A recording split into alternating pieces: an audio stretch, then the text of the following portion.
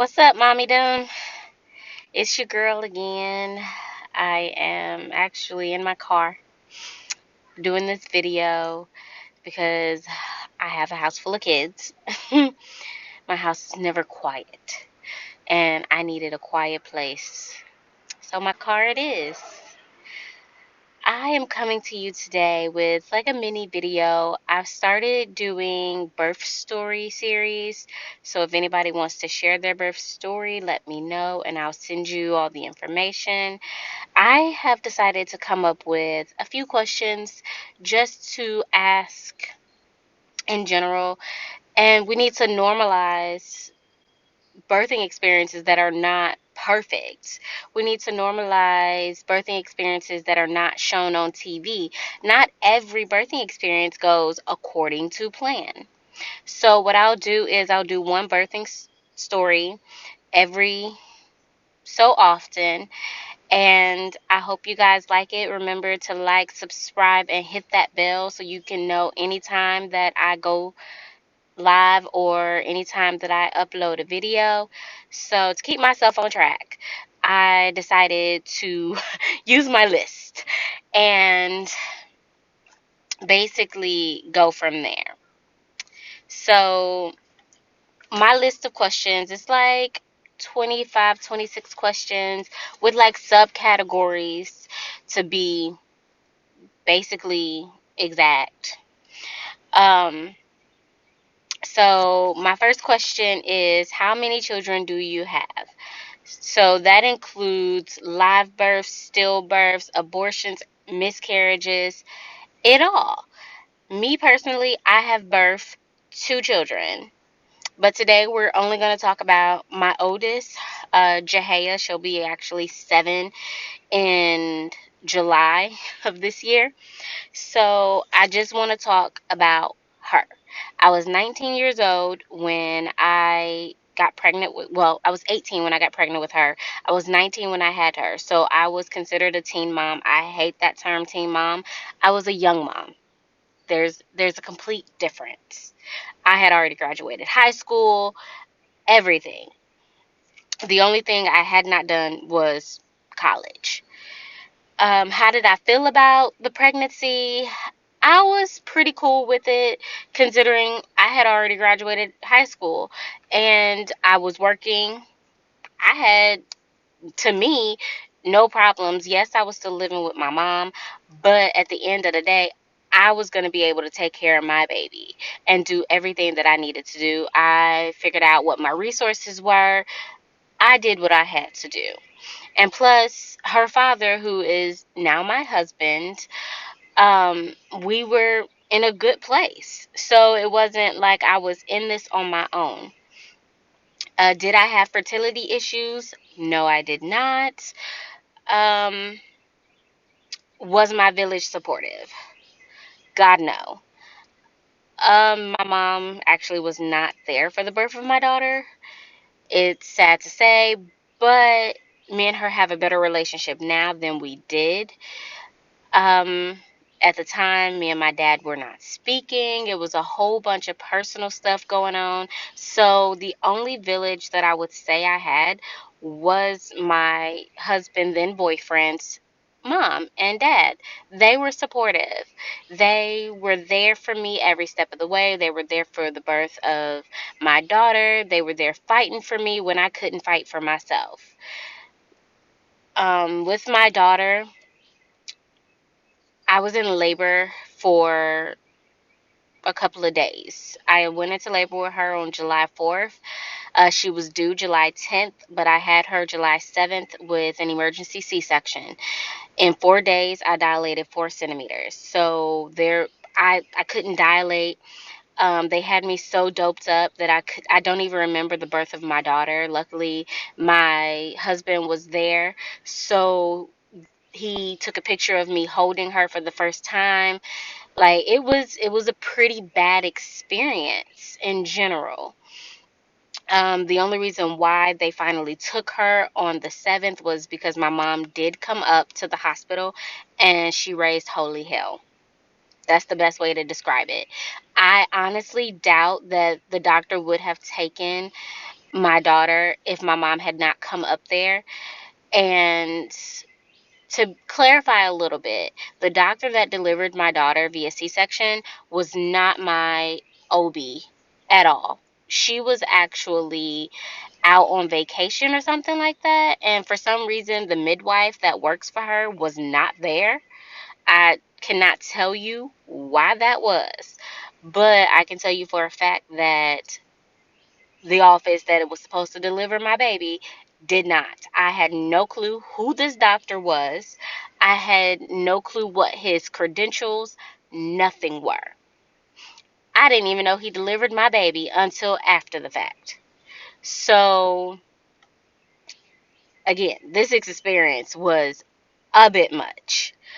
Um, was I educated about my resources and about my pregnancy? No. I was not. Nobody took the time to sit me down and truly explain to me what was getting ready to happen and how life was really about to change, all of this stuff. People were talking at me, but nobody sat down and talked to me. There's a complete difference in the two things. What I will say that helped me prepare a little bit was the Women's First Clinic here in Georgia. They weren't called that when I had my daughter, but that's what they're called now. And they offer classes on nutrition, they offer pregnancy classes, they offer a support system. Like, when you have the baby, you can go get clothes, pampers, everything from them if you do not have it. So that was like the best resource. But again, I found that on my own. Nobody told me about that. They did my very first ultrasound. Like, it was super, super cool. Now, I'm going to tell you right now, I don't get paid to tell you all about them. I have no affiliation with them, like, none whatsoever. I'm just telling y'all my experience with my first child. Um, when I went into the room for them to talk to me, they talked about, was I going to keep the baby, abortion, and all of that. Now, yes, they are a Christian um, nonprofit, but at the end of the day, they were supportive, super supportive. They talked about it all. And once I told them that I was keeping my baby, they were like, cool, these are the next few steps. So I did attend a couple of their classes. I loved it. They are the first ones to teach me about a vision board, 5-year plans, all of that. And honestly, a couple of things on my vision board and 5-year plans, which was a car to go back to school, all of that, I did achieve. I did achieve. Now, I did not continue school, but I did go back.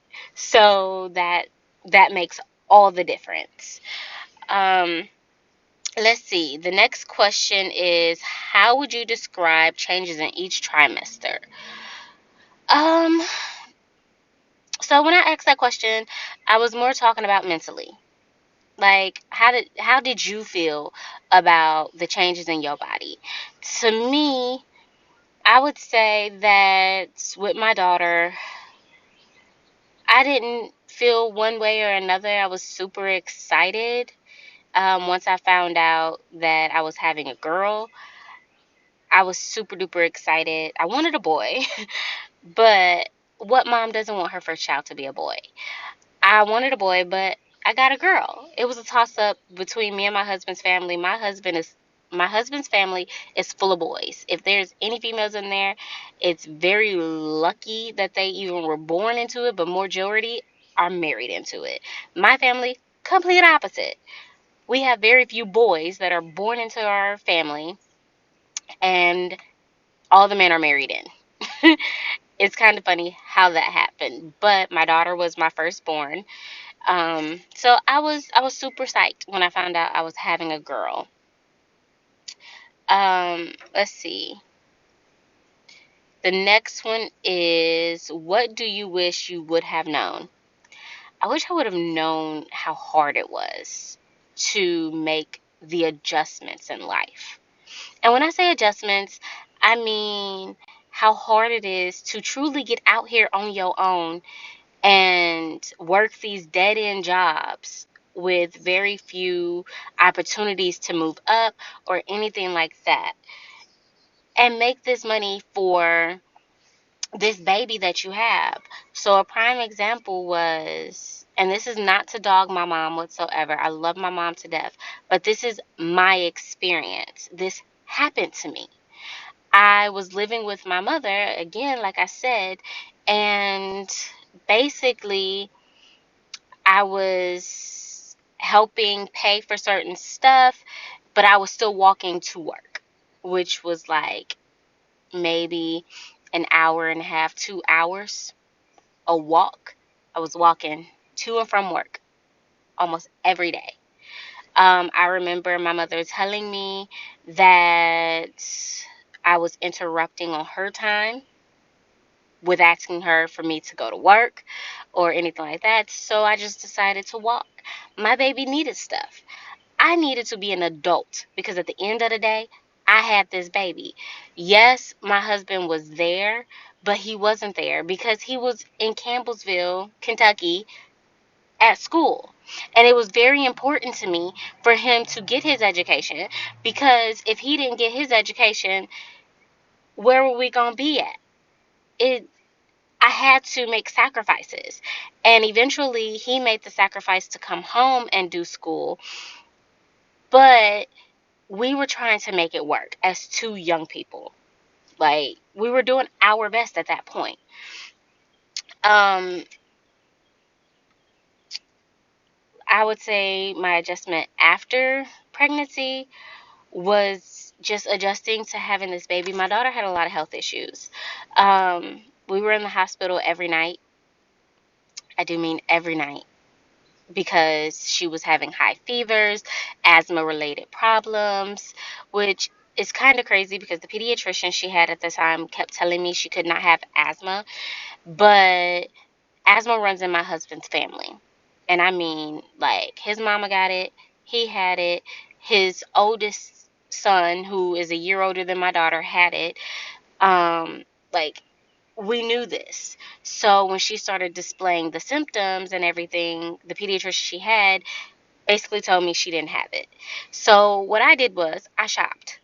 I shopped for a pediatrician that would help me help my daughter because I knew something wasn't right. My daughter was formula fed because nobody decided to educate me on breastfeeding. I was in the hospital wanting to breastfeed. My husband knew I wanted to breastfeed. I did a little bit of research that I had time for. And there's actually a picture of me and my husband, and he's holding my daughter to, well, he's holding our daughter to my breast, trying to get her to latch, but she wouldn't latch. Nobody from lactation staff at the hospital came to me. Nothing. Nobody educated me on anything. I had to do it myself. So she was formula fed and she had projectile throwing up. It was a mess. She had 12 ear infections by the time she was 1 year old. So by the time I was able to get her to a really good pediatrician, which is the pediatrician we still at to this day, and she about to be 7. She had her first surgery at the age of 1. She basically got tubes put in her ears and she had her adenoids taken out. And that helped. She actually, I don't think, has had an ear infection since. She has had another surgery since, but she was a carrier for strep. Didn't know that was a thing until it was a thing. And a couple of other moms I know, their kids, some of them were carriers for strep, and the only way you find out about that is if your child continuously gets strep, or one of your children continuously to get strep. She had strep like 3 times in a freaking 4 month span. It was ridiculous. She is my hospital bill child across the board. So she had that surgery done at the age of 5.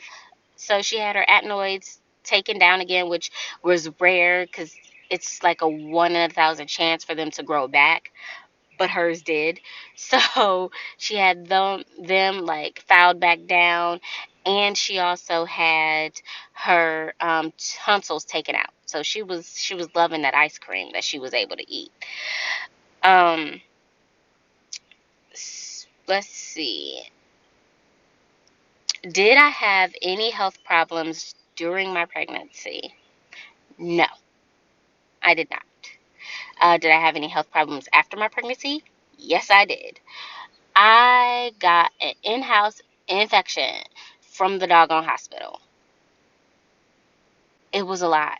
Like, I found out that I was allergic to latex. Well, no, I already knew I was allergic to latex, and it was in my chart. And apparently, they weren't paying attention, so they put a catheter in that was latex. Yay me! My husband told me, I saw that. There's nothing you can do that'll make me leave you. So I got a rider, apparently. But I got an in-house infection. It took about a month and a half for it to completely clear. They had to cut me reopen because it was healing the wrong way. It was a lot. Like that labor, delivery, like birth, it it scarred me a little bit. Um, how did I feel about the nursing staff during my labor and after? They could have done better.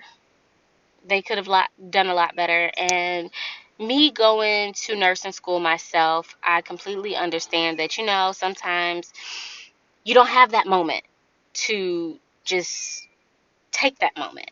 You have so many things you have to do, there's so many boxes you got to check that you're just moving, moving, moving, moving, moving. But I feel like I slipped through the cracks. There was a lot that could have been done. Um, I'm finding out by working in the public health field that young black women fall through the cracks often. Black women fall through the cracks often. So we have to advocate for ourselves. I just feel like they could have done a better job. Um, I would say that the most traumatizing thing about this whole process was nobody communicated with me. Nobody told me that my daughter had started to descend into the birth canal. And that was the reason why we had to do the emergency C section because I wasn't fully dilated, but she was trying to come through. Like, nobody gave me the opportunity to say anything in my delivery of my child. They doped me up and they kept me that way until I delivered her. It was so bad to where even after I delivered her and had this C-section, I refused to truly take medicine because I was like, I don't ever want to feel that way again. I don't think it's right that I don't remember my doggone delivery for my first child. I really don't. I think that they were just doing whatever because they saw that I didn't have that advocacy part. Um My baby girl in the hospital did not have any complications. It was only after the fact.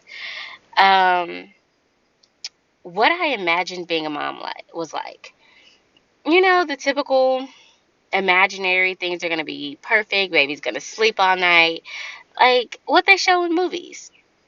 That's what I thought it was going to be. It was so not. My reality was that I had a sick child and me working all the time. I actually was working full time. Um, it was a lot. My experience was completely different from the movies. That's all I can say about that. My education status when I had my daughter was a high school graduate. My financial status was I was not stable at all. Like, I had to depend on the state for insurance. Like, I had to depend on the state for a couple of different things. But again, I was doing my best with what I had in front of me. Um, my plan for after I had my daughter was to go back to school, get my education, and basically better myself. Again, I did go back to school. I went back for my psych degree. Problem was, after taking a few psych classes, I realized that's not what I wanted. It's really not. So, because I realized it's not what I wanted, and I didn't want to waste money because I didn't know what I wanted, I just stopped going. Continued to work full time. And that was my life until I figured out what I wanted to do. Um, I would say that there's nothing really left to add about my experience. It was not perfect, but my child is perfect to me. She's the perfect mix between me and my husband. She's quirky. She's amazing. I just feel like this experience taught me to be an advocate for myself. And I'm going to say right now, my pregnancy, labor, delivery was completely night and day between my daughter and my son. Completely night and day. But that's a birth story for another tune in time. So, again, if you want to tell your birth story, if you want to help other moms, if you want to show these moms that it is normal to not have the perfect birth story. It's normal for things to not go the way that they're supposed to. Just like, subscribe, comment. I will do my best to be interactive and answer any questions you have.